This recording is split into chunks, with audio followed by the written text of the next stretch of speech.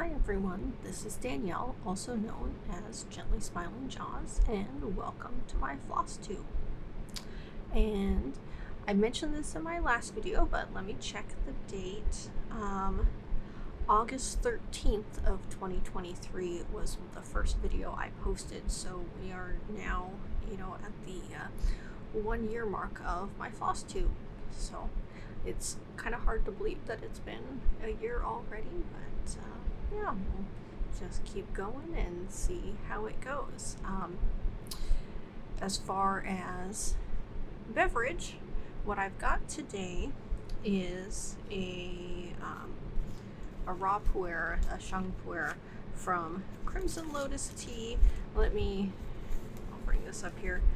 It's, I think, from their Elemental Pu'er series. This is the Boulang. And I just grabbed this out of my tea supplies because I was looking for something kind of single serving. Normally with this, I brought this in here so I could show the leaves, but I'm using either like a gaiwan or a teapot where I'm, brewing a small amount at a time, and there you can see the leaves. And, brewing the tea, pouring it out, drinking it, rebrewing the leaves, again and again, because I wanted to have a mug for the video, because it's sort of, maybe I'll brew tea again in a video coming up, but I wanted to focus on the cross stitch and not the tea, so I went and I brewed in the gaiwan a number of times and put it all into the mug just to make it easier consuming for the video. I did a quick look on their website before starting filming, and I don't believe that tea is available anymore. I know that they always have lots of tea available. I haven't purchased anything from them. Well, in general, I haven't purchased any tea in a while, although I have been given some tea recently just because I have so much around, and every time I think, oh, maybe I'll see what tea is available, I have to remind myself, no, I have quite a large stash of tea that I should really work on, drinking some of before I bring more in, particularly with the tea festival not having happened yet this year, and I'm sure I will pick up, tea then. So I haven't purchased anything from Crimson Lotus recently, but I do know that this year was the first year since, I think, 2019 that they were able to go back to China and go to Yunnan and go visit the farmers and get working on the tea in person over there. I know they obviously have folks over there that they work with when they are not over there and are back in the US, but being able to go over there and go up to the farms and try out the tea and decide what they're going to buy, is obviously an important part. So I was glad that they were able to make it back this year. And the other local tea place that I often buy from, which once again I have not bought from just because I have so much tea around, but Floating Leaves Tea, which they specialize in Taiwanese oolong.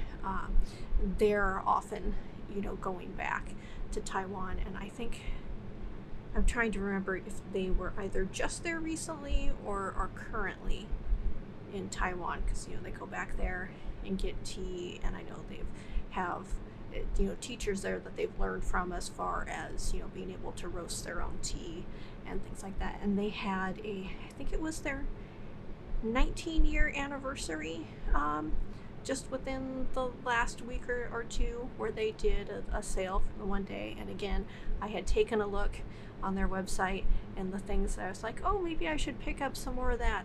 Before I did anything, I went and I looked in my tea my tea cabinet, and I'm like, oh, I have that, and I have that, maybe I shouldn't buy any tea.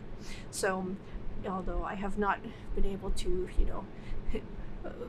place any orders with either of my main local sources recently, I do encourage you to check them out if you are looking for tea to try. So that's what I am drinking today.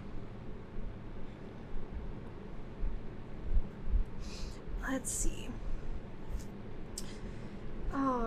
As far as things that I have worked on this week, once again, I have not worked on that many projects. I've only worked on 3 things in favor of, putting in a good chunk of work. I could have stitched more than I did in the last, 2 weeks. It just, I did put in work, but getting in a whole ton wasn't happening. But maybe that'll change coming up. We'll see. To start with,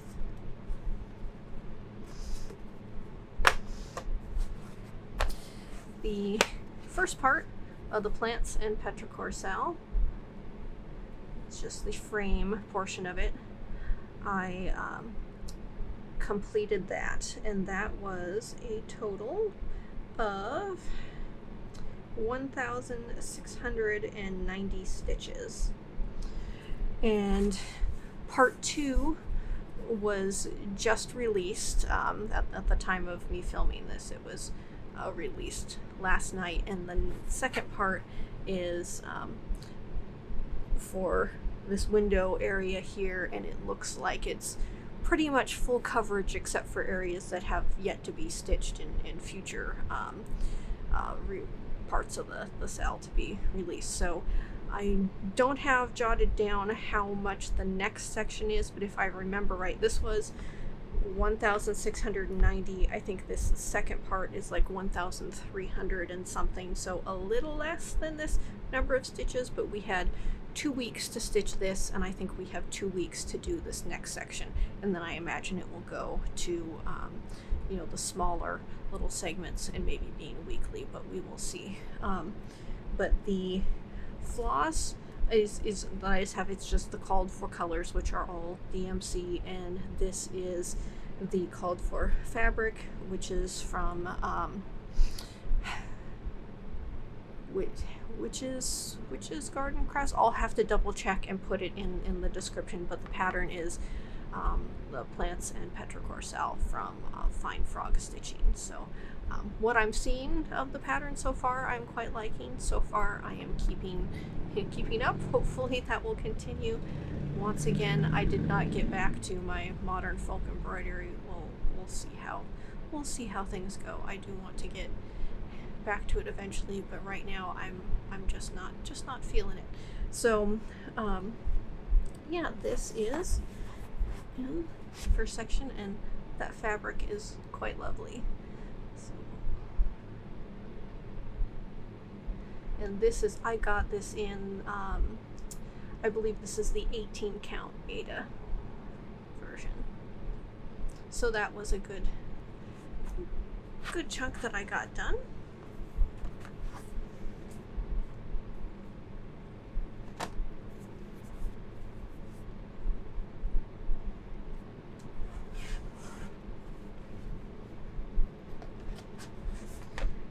Next thing that I stitch on, and I have threads hanging down all over the place on this one, is going back to Ink Circle's Reflections of Paris. And at this point, I am now about a third of the way done. If you'd seen my previous video, what I'm doing is, this is sort of the Ink Circle's design that has various Paris landmarks throughout it. And if you look here, you'll see like the Eiffel Tower and the Louvre, and is that the Arc de Triomphe? I don't know my Paris landmarks all that well, but I'm doing it in the colors of the French flag. As I mentioned before, something I was thinking about doing. I had this idea, I wanted to do it in the French flag colors. Now that I've gotten this far, I think that in some ways it does make the it breaks up the mandala a bit, so some of the stuff is not going to be quite as clear as it would otherwise be when you're looking at the design, because the colors do break it up and make it a bit distracting from seeing that symmetry. So there's trade-offs for it, but this was it was the idea I had that I thought would make it a bit more interesting to me to do it as this way instead of a solid color or even just a variegated color. So I decided to give it a go, doing it on a 40 count fabric, and this is something that will likely be gifted to family members who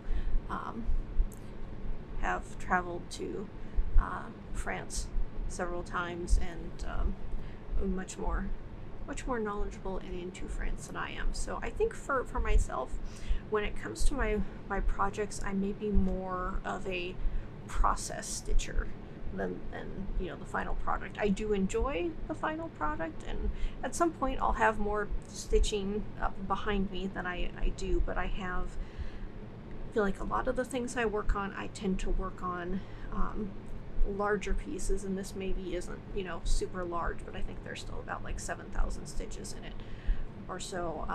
So I tend to work on stuff like that or even bigger, and even though I don't have a ton of projects, I have enough where I'm not getting finishes all the time. And for me, I think it's the process that I'm more into than the final product. And sometimes it's like I feel like something like this would make a cool final product, even if it's not necessarily a final product that I think would fit in with me or something that I would want to display. I'm like, oh, that's a cool idea. I think it would be fun to do this, even though I don't see me displaying this myself. It's like, oh, that's a cool idea, and maybe there's somebody else who would appreciate it. And the folks that I'm making this for, I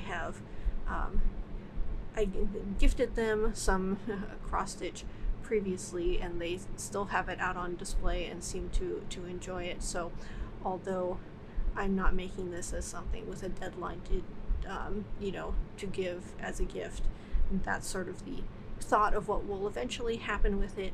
And I feel good about giving this to, because I feel like it will be appreciated. Although I know that cross stitch isn't not everyone's cup of tea. So when I gifted the first things to them, I said, here you go. If you want to display it, feel free. If it's not your cup of tea, I won't feel bad about it. Just do what you want with it. I just enjoyed making it. And so that's sort of what I did, was I went into it with enjoying the process and then just sort of letting it go and being what happens to it. But I've been pleased that it's stuff that they've kept displayed. So I am hopeful that this is one where once I finish, I don't know that I'm actually going to get this professionally framed. I think I'm going to find a frame, whether it's like a thrifted frame or I order a frame. I think I'm going to put a little more effort into framing it, since I think it will be appreciated by the people that I intend to give this to. So whenever this happens, we'll see. That I've been moving along at what I feel is a pretty good pace. If you watch the earlier video, you'll see that as I was planning out kind of how to divide this up, I think this is 115 by 115 stitches. And so I think the white in the center and these colors, as again stuff mentioned in the previous video, Moe's Sale Silks, spools that I had bought off their Etsy, and this I think is royal blue, off-white, and ruby. This center section is like one stitch wider than the blue and red sections, but I figured that works out just fine. So as I was kind of setting things up, I started off with starting in the middle, getting the white section the right number of stitches, and then doing the red and blue, just starting it along there to make sure I kind of framed out where each of the colors were going to go, so I'd have more of a guide. So then I got my white part done, made sure I got the blue and red running up to really kind of block out the areas where the colors were going to go. And boy, my voice is going a little froggy here.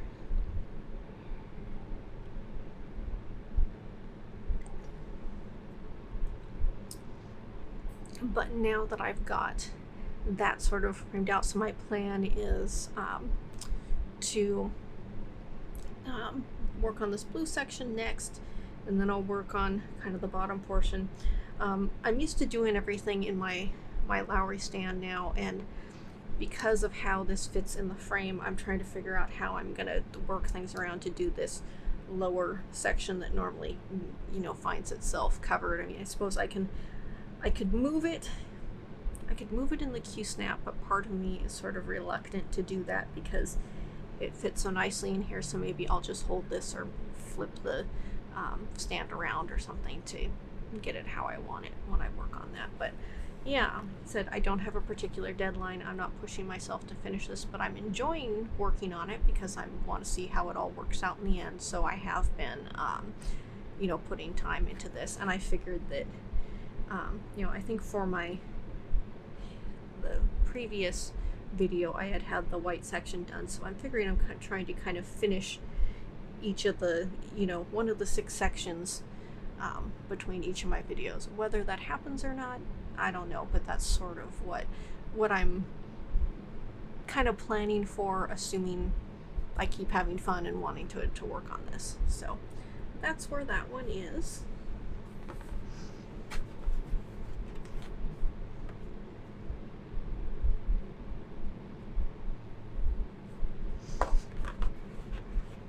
And oh, sorry about that, I kicked the tripod.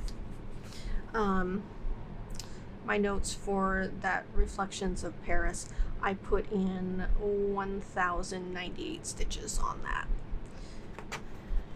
And next, this is one of the ones that I had said I wanted to get back to. Obviously, I want to get back to all my projects, but I had been, again, I wanted to get back to the Modern Folk Embroidery Free Palestine pattern. And so I kind of, last night I had kind of wanted to, or night before last, whatever day it was, earlier this week, I kind of was wanting to dive back into the blue section of Reflections, Reflections of Paris, but I picked up the Modern Folk Embroidery one again, and I put in 322 stitches on this border on this side. Up here, what you see at the top of there is the bottom of the Hib Stitches pattern of the kind of an adaptation of the Palestinian flag, and that I believe it's still available if you give a donation to, I don't remember if it was just PCRF or if there were a couple choices of places to donate, and then you could, you know, kind of submit info about that and get the pattern. This pattern from Modern Folk Embroidery is just a freebie up on the Modern Folk Embroidery website, and it's that one's charted as just red and black, but I am modifying it some to add in both the green, and I think I'm going to get white in there too. I'm still figuring out exactly where I'm going to use the colors. I'm sort of figuring it out as I go along, and these colors are, shoot, I didn't write them down. I know that let's see if I can remember off the top of my head. They are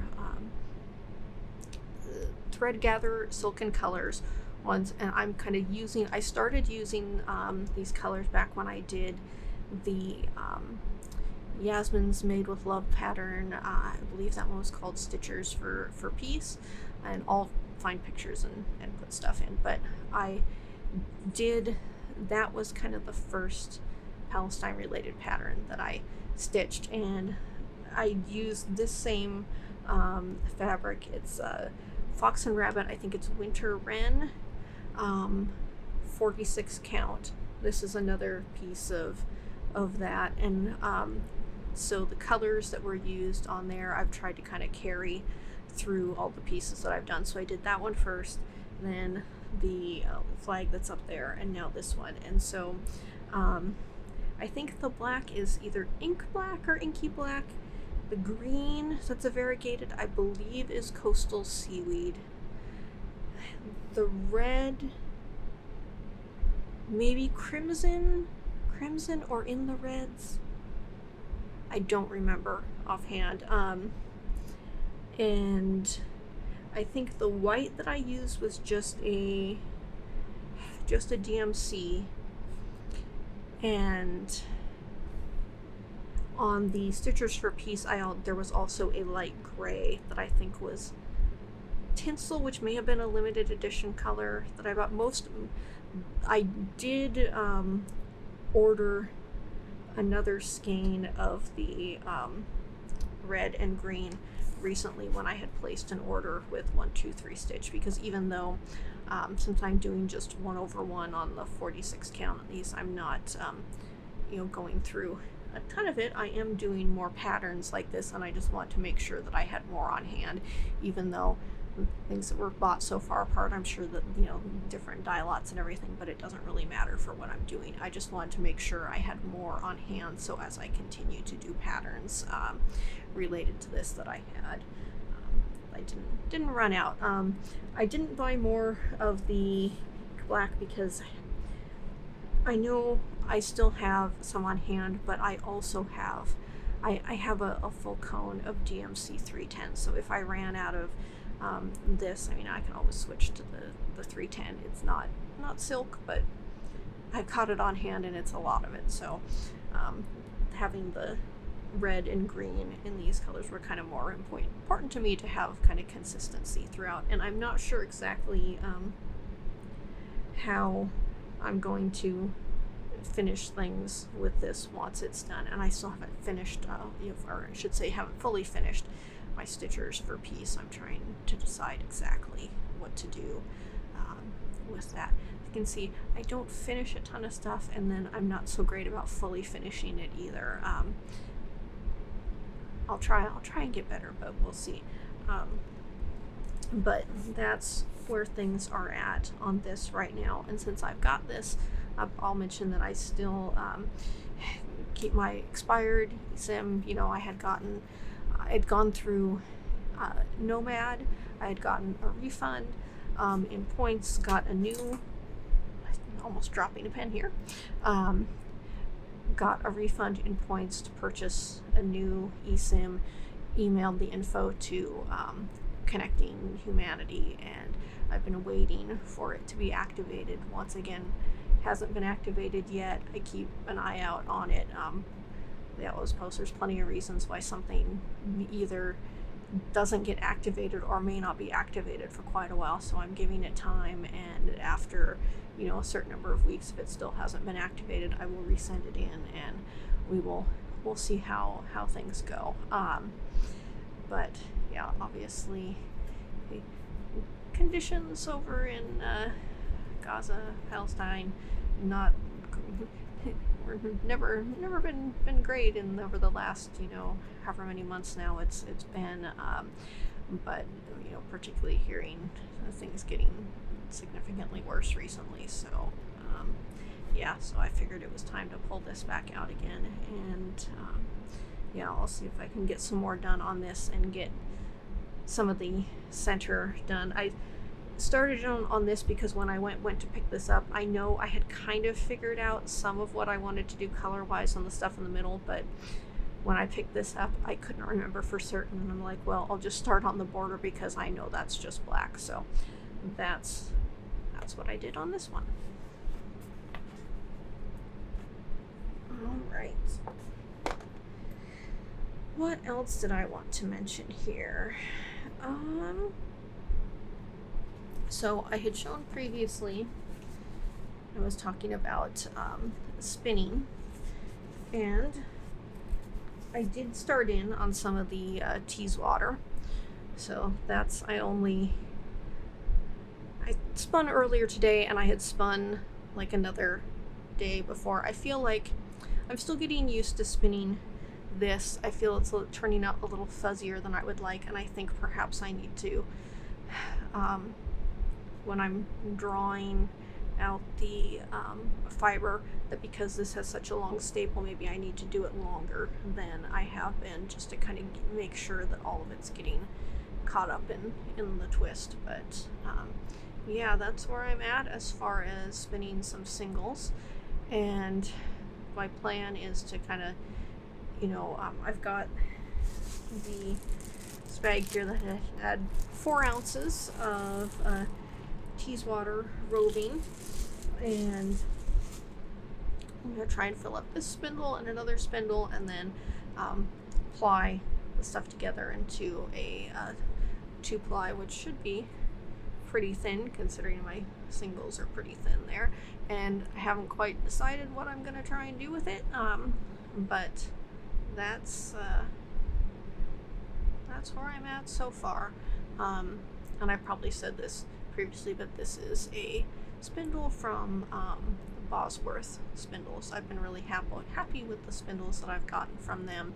This is one of their skinny midi sizes. This is like a midi size spindle, but it's skinny because it's not quite as deep as some of their other ones are. And I think that the reason why they do the skinny midis may be because of the weight of the wood. Every time you get a spindle from them, it comes with details as far as like how many grams it is, because I know people who are far more into spinning than me, when they're spinning, the weight of the spindle, kind of matters to them as far as like how thick of a yarn they're trying to spin. And I am nowhere near that advanced when it comes to spinning. I'm just having fun and surprised that I can turn fiber into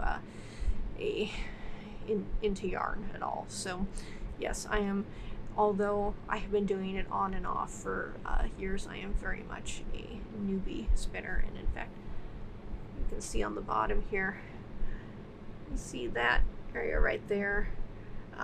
Sometimes the spindles will have these little pins added into the bottom, and that's so that they're balanced as far as spinning. And I have to say that I'm sure a big part of it is because of this fiber has such a long staple.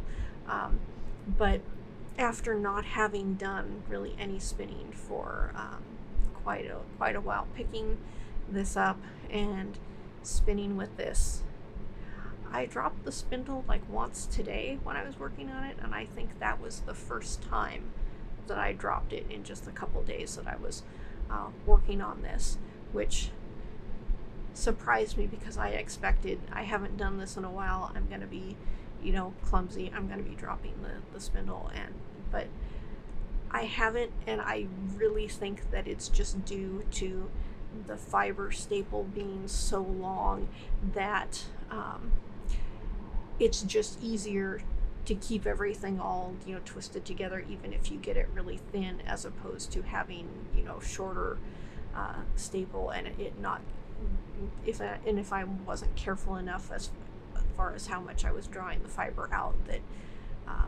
having it not wrap enough and then pull apart and the spindle dropping. So I think that my success has less to do with my skill level and more that the fiber that I'm using is very forgiving. So I have been happy about that. A nice way to kind of ease back into doing it. As I said, I don't really have a end goal in mind as far as what's going to happen with these when I'm done. When it comes time for me to actually ply it, I'll try and take photos of my very janky self-made contraption as far as what I have set up. That's sort of my spindle lazy Kate to ply stuff together. So we will see. I did the little bit that I was the sample fiber that was on the spindle that I spun when I was filming my last video. I did go and take that and kind of ply it off, so I have a little bit of that fiber, and I didn't think to bring the spindle that I plied it onto in here with me, so I don't have that to show. But that is where I am at so far. And yeah, I'm not putting a whole lot of emphasis into, oh, I'm gonna spin a certain amount each day. No, I had spun some, and then like I said, I spun some more today.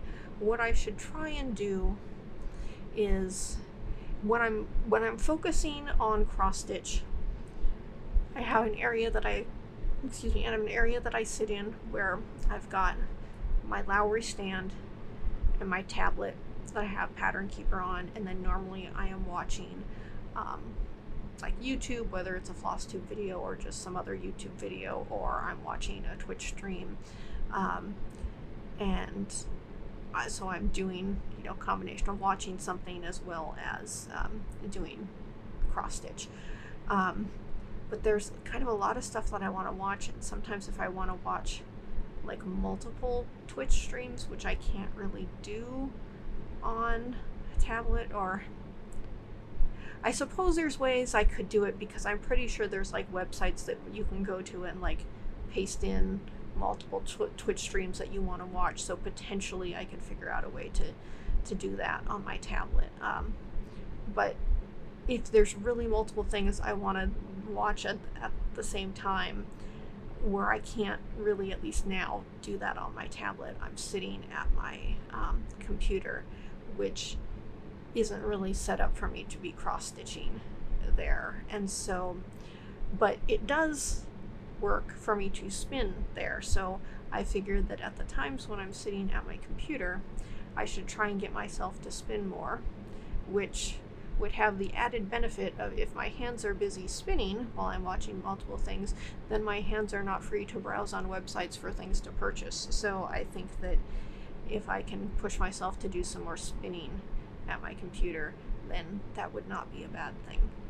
So that's where things are at as far as my spinning. And what I'll have to look, is there a tag on this to say, no, I think the tag was on an actual paper tag, which I have since cut off. I'll have to put the name of the maker of these little bags. I bought a few bags from this Etsy seller. Like I said, I'll find it, put in the description below. And I bought it because I figured it would be good project bags for, you could use it for anything, but I was particularly thinking of spinning, because I thought it would be good to, because the spindle would fit in there, and then if I had, you know, some fiber in there, that it would be good to kind of take it on the go like this. And that's that. And the other thing that I don't know if I mentioned in my video last time is that I guess I had kind of heard of the Flock Fiber Festival, but I hadn't really connected that it was here in Seattle and when exactly it was taking place. And it was last weekend, and so I hadn't really put two and two together ahead of time, so I did not go. I had not made any plans to attend, but figured, oh well, not going this year, but I'll plan to go next year. And actually the farm where this Teeswater wool came from, they were a vendor at this event, and they actually brought some of their sheep with them. I think they brought a couple of the Valet Black Nose with them. So if you saw the social media, then what's the name? Wild Rose Farmers. Again, I'll find the info, put it down in the description. But they're the ones that I had got this fiber from, and yeah, they were a vendor there, and looking forward to checking them out next year. I think next year would probably be a better time for me to go anyway, because even though I am starting back in with spinning now, you know, I haven't done any knitting for quite a while, and I've only done a limited amount of crochet, because as you've seen, I have not gotten back to that crochet blanket that I've been working on, partly because of the weather and that, because when it's warm, you don't necessarily want to have a big crochet blanket sitting on your lap when you're working on it. But yeah, so I'm kind of aiming to maybe attend next year, but we will see. All the fiber that I got from this place has been just a regular kind of natural colored Teeswater. But if I get, well, I have fiber on hand. I don't need to buy more, but if I buy more from them, I will probably ask, either look on their Etsy or contact them about kind of some of the different colors of like Wensleydale or other fibers that they have, and look for natural fiber that is colors other than kind of the natural white, and see what's available.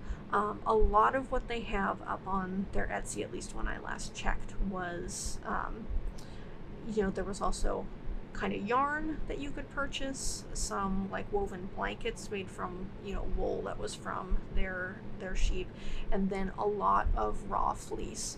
And as I think I mentioned in my last video, I have never processed a raw fleece. I am not set up to do this. I don't think it would be super conducive to doing it in an apartment, or even just storing the raw fleece in an apartment before it being processed. So although I was looking at some, it's like, oh, that's really pretty, I have to remind myself, no, I am not set up to do that. I have no business in making any purchase like that, and I need to work with the fiber that I already have and get myself back into spinning more. Maybe one day dealing with raw fleece would be something I would be up to the challenge of tackling, but not now. I will leave that to other people. So if you are somebody who wants to work with raw fleece, maybe check out their Etsy shop and see if there's something that you would like from them. But I will stay away myself. So what else do I have to mention? The other thing, well, let me take a drink of tea because I feel my throat.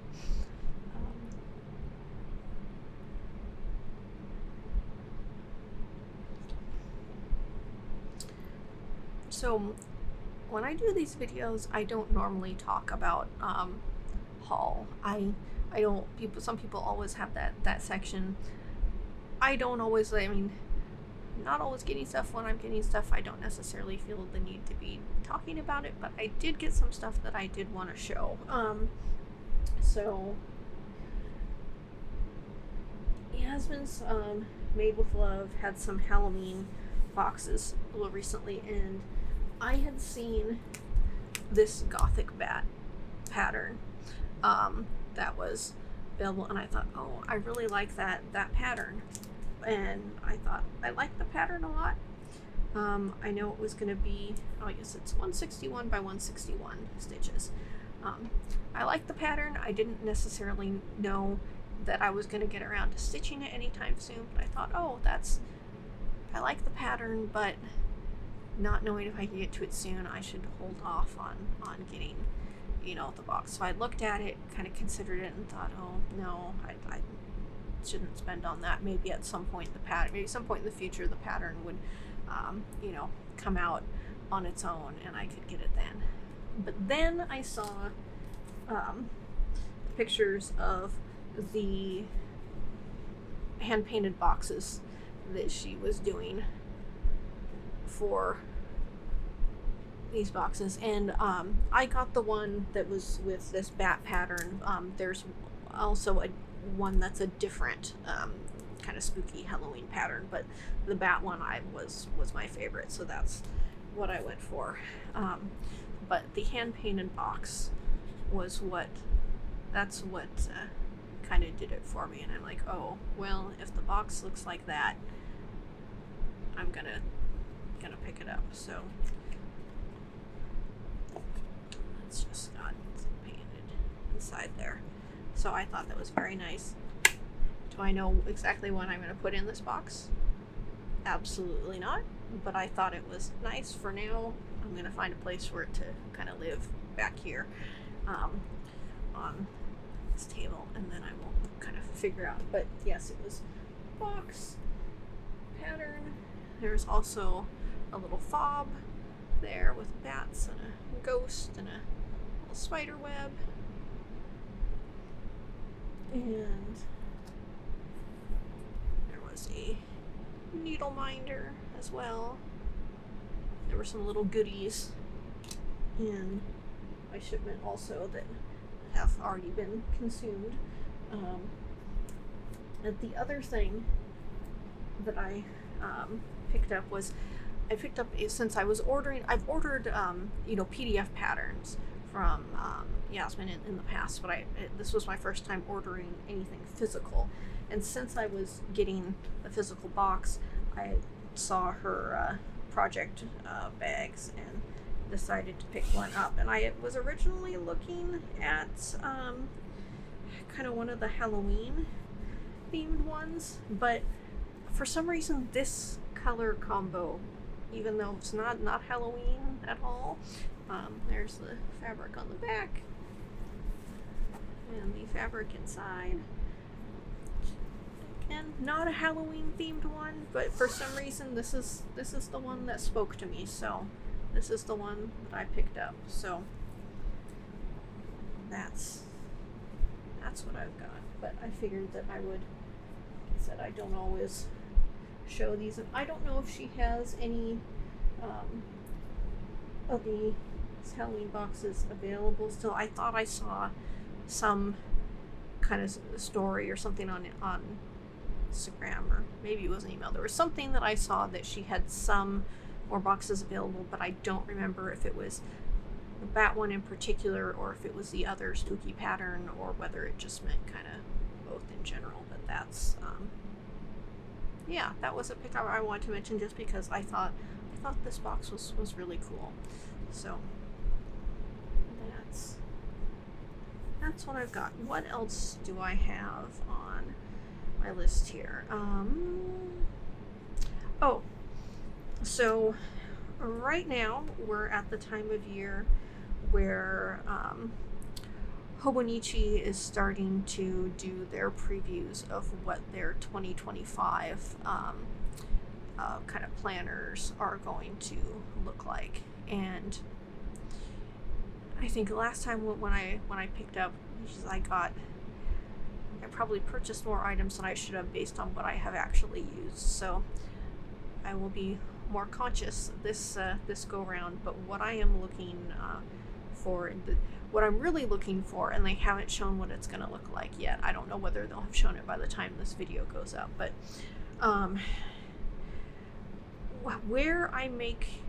how I keep track of what I have worked on is in Hobonichi weeks. Part of me thinks I should really look into using Notion more, just because I know there's the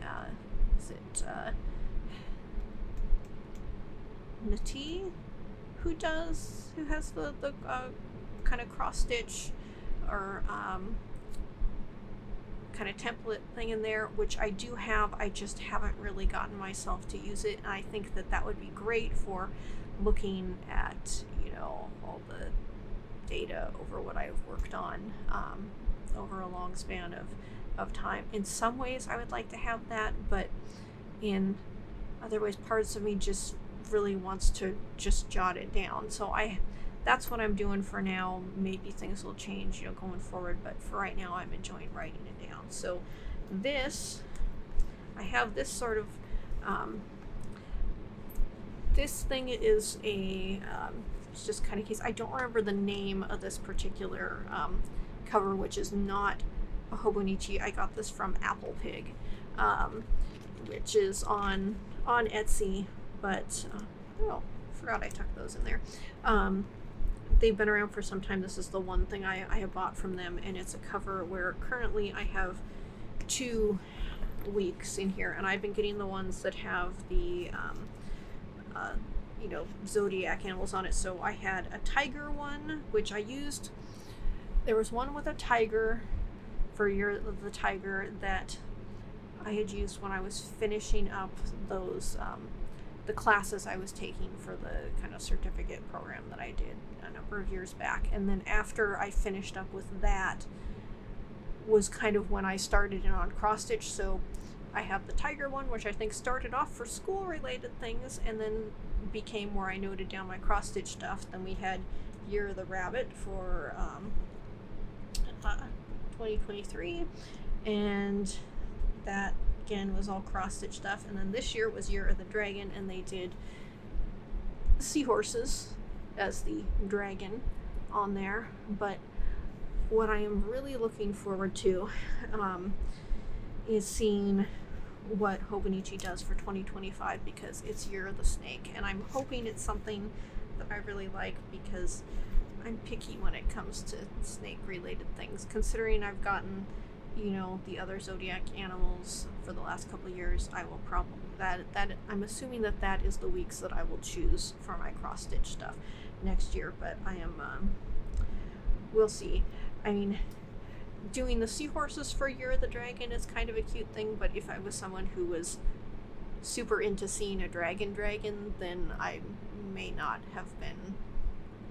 I might have been a little disappointed with the seahorse decision on there, but so I'm hoping for something good for the Year of the Snake. I don't know what kind of angle they're going to take on it. I know that there is there's a shrine somewhere in Japan where they have on the grounds a lot of Japanese rat snakes, in particular albino ones, and my Japanese rat snake his coloring, instead of being kind of the standard more brownish coloring, he's sort of his color, it's known as the Kunashir Island snake, because I think from that island, which I think is part of, it's an island where I don't know if currently it's still like disputed whether Japan or Russia controls the island, but my understanding is from that area there is a population of the Japanese rat snakes that develop this more bluish and greenish color.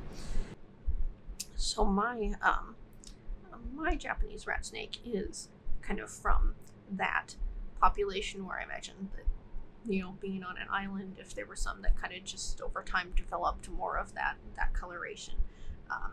He is kind of from that sort of little subset of Japanese rat snakes. But I know that the albino ones I've seen, I think last time we had Year of the Snake, I had seen a number of things that were specifically, focusing on the albino rat snakes because of that shrine in particular. And I'm trying to remember, why am I blanking? I certainly don't know Japanese. I know kind of limited words, and is it hebi for snake? I think the Japanese rat snakes kind of called Aodaisho, which I think means something like Blue General or something like that. But yeah, is it Shiro? Is it Shiro? That's why it's just Shiro Heavy or something like that. I don't know. But anyway, I'm curious to see what Hobonichi brings out for next year. So I use like I said, the weeks for keeping track of my cross stitch stuff.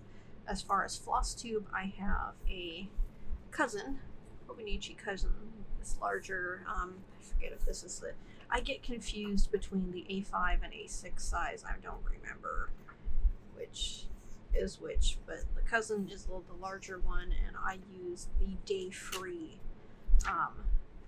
for that. And the Day Free, instead of having a page for each day, is much thinner. It's got calendars at the very front, and then it just has pages, and not a page per day, but it just has pages. So since I'm just jotting down notes for what I'm going to do on my Flosstube, looking at my battery, hoping I've got enough juice left in it. We'll see. But I think I will get, I'll get another, whether, I guess it depends on what the covers are like, but I want to get another cousin size Day Free, whether just the insert or insert and cover for Flosstube. And then I want to get, the weeks to jot down. So what I have done, and I have not, I tried to fill in some more, is that I use kind of this part at the front to kind of shade in which days I have cross stitched per month. I was also doing when I was crocheting. Obviously I haven't done that in a while, but yeah, so this is kind of how I've been keeping track of things. So that's one of the things on my horizon. As far as, you know, plans for stuff, it's just, you know, continuing along with what I'm working on. I do want to get more in on the Reflections of Paris. I'm going to try and keep up with the plants in Petrichor SAL. Obviously plenty of things I want to get back to, including I need to get back to Stitch for Pride. Part of why I hadn't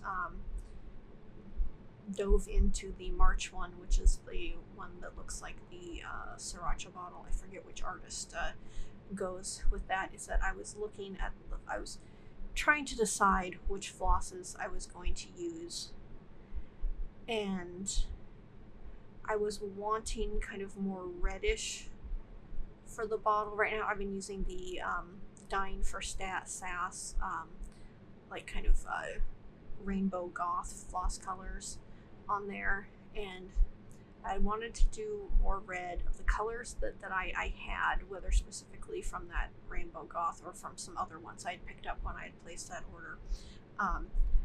I didn't really have a red that was kind of what I was picturing using, because I was thinking of the sriracha bottle, but as I've been thinking about it more, I think I'm going to use, I think I've got some orangey shades, and I'm going to pick one of those probably for the bottle, and then use green for the cap. So even though it's not going to be kind of as red as I imagined, I think it's fine. And I just need to dive in and do that so I can keep moving forward, because I am getting behind on, well, I started out behind because I got started halfway through the year, but I was dithering on colors to use, and I want to get back in because, you know, I forget how many stitches are in that next section, but I just want to dive in and work on it and keep moving along. So that's kind of, as far as going back to a previous project and putting more work in, that's one that I'm kind of thinking I want to pick it back up before I film again. And speaking of that, I am not sure if I will do a Flosstube 2 weeks from now, or whether I will push things out further. I am going to be taking some time off work. I don't really have a planned going away vacation, but I'm not quite sure what I'm going to be doing with my time. And if I'm just here at home, you know, relaxing, I would have time to, you know, film Flosstube, but I may want to go ahead and just have it truly as vacation time and not film a Flosstube then and do the Flosstube further out. That does mean that kind of once we get it into September, my schedule goes back to the longer weeks again, which means I will have less time to be doing this filming. So we'll see how things go with getting back on track once I have shorter weekends. I've been enjoying these long weekends so much. It doesn't always feel like I get a lot of stuff done, but it's really, really nice. I really appreciate that where I work does this during the summer and we get those longer weeks, because it just mentally it is so helpful. But yeah, it'll be back to the regular schedule coming up. So maybe I will be here in 2 weeks, maybe not. I will, if I'm not going to do a video, I will do some kind of post to let people know that it will be a ways out for the next one. But yeah, we'll see. So what else is that? Everything. Okay, I think that is all. That's all my notes. The other thing that, I kind of hesitate to talk about it as plans, because, plans, since I have so many projects I'm working on already, and I have plenty ideas for things that I would like to do, but with no concrete actually wanting to move forward with them. But I have kind of things percolating in my mind, plenty of things I have to get back to.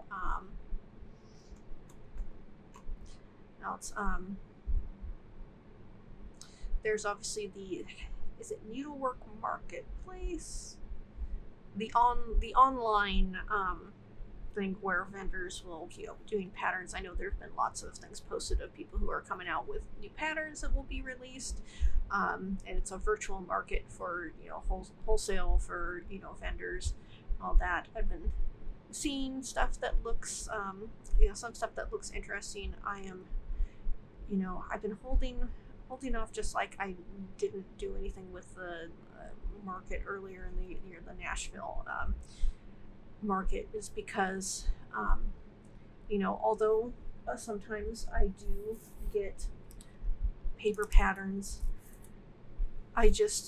paper patterns I get, if I'm going to work on them, I find a way to get them into Pattern Keeper, just because I find using Pattern Keeper so much easier. And I know other folks use, whether they're using Pattern Keeper or some other,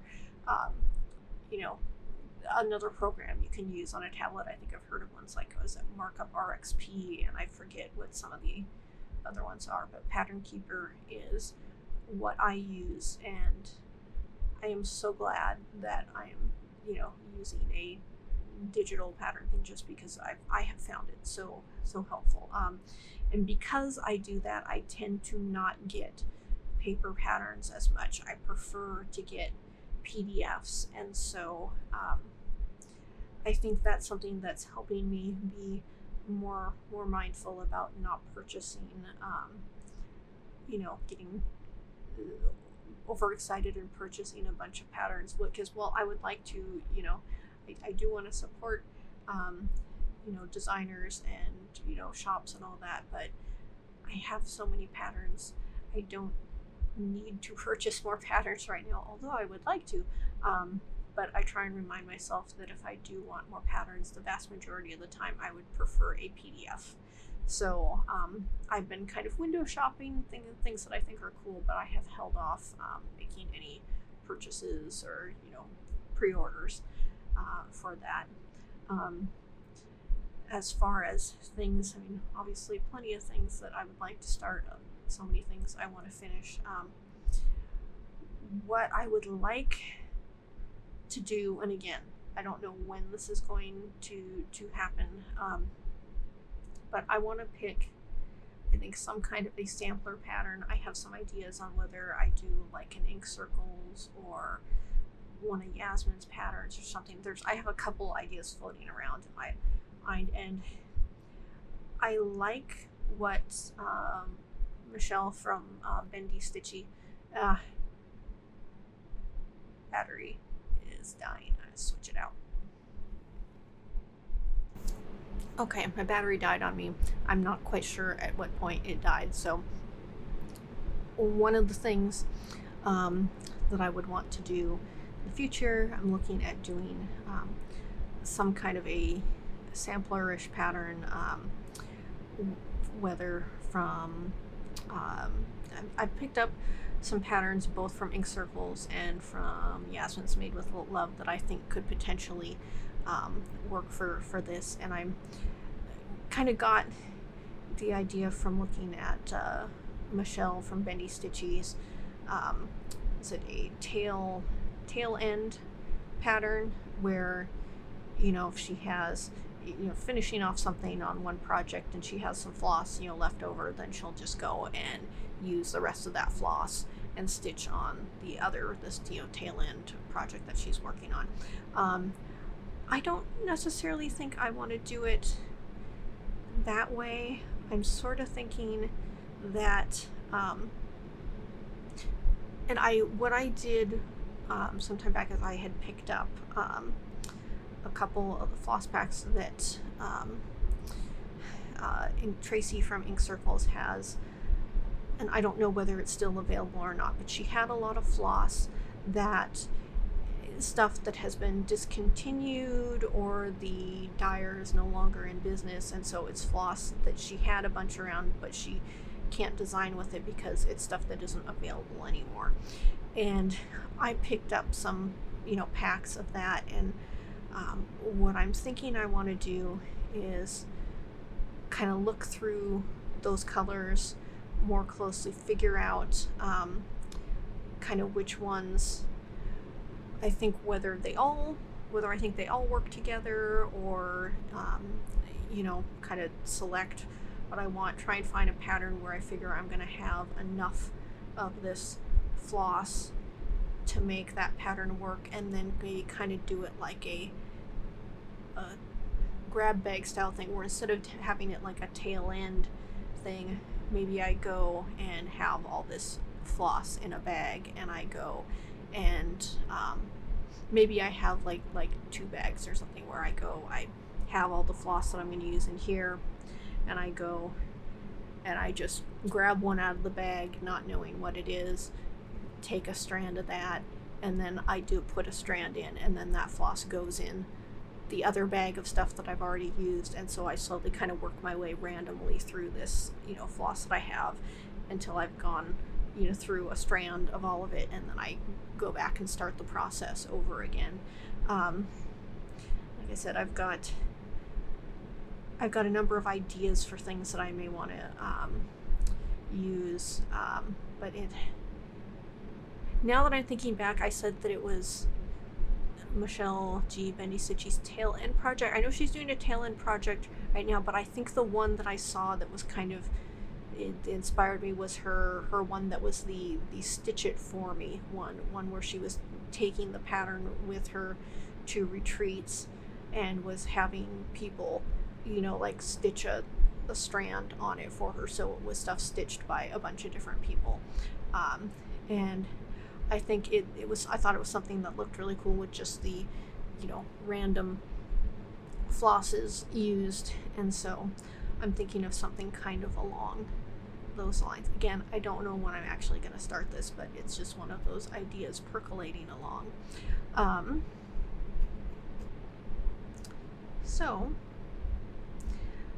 I think that is everything.